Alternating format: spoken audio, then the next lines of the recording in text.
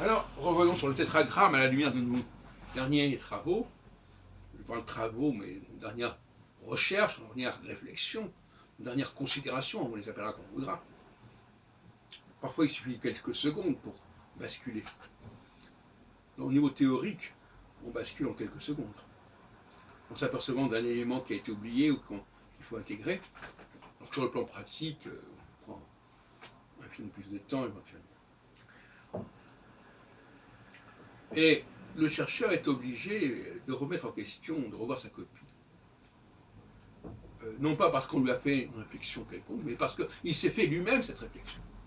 Parce que jusqu'à votre concert, un chercheur est le meilleur critique de son propre travail. Parce qu'il en connaît tous les tenants et les aboutissants, et il sait les points sur lesquels il y a des options qu'il n'a peut-être pas signalées, mais qu'il a gardées quand même en mémoire. Il sait aussi qu'il y a des... Il est parfois assez énervé par...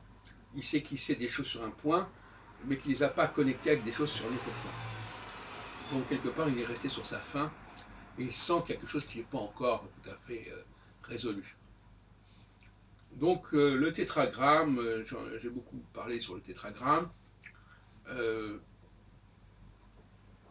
un moment donné, effectivement, j'ai rapproché le tétragramme Yahvé, Jéhovah, comme on voudra, de Jove, qui est le nom de Jupiter. By Jove, disent les Anglais d'ailleurs. Et finalement, j'aurais dû comprendre que ce tétragramme était un tétragramme inventé par les Israélites. Les Israélites correspondent au niveau 2 dans mon système théologique, les païens au niveau 1 et les édomites au niveau 3.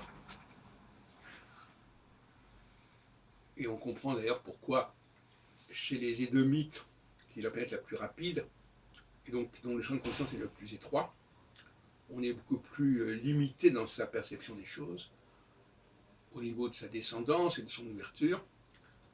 Avec Jupiter, on s'ouvre un peu plus, puisqu'il faut être chrétien, etc. Et puis avec Saturne, alors là, on est dans la totalité, etc. Donc le système est assez cohérent, mais on n'en avait pas tiré toutes les conséquences, ni les uns ni les autres. Alors, donc, on ne peut plus parler des Juifs. En tout cas, on peut parler des Juifs, mais le nom est un nom qui n'est pas approprié, puisque les vrais, et ce qu'on appelle les Juifs, ce sont les Adamites. Il fait d'ailleurs qu'Adam n'est pas l'ancêtre de l'humanité, mais l'ancêtre des Adamites. Les Adamites qui sont liés à Ésaü, qu'on attribue tout à fait de façon aberrante au christianisme, alors que c'est vraiment le cœur même de la théologie de la troisième création.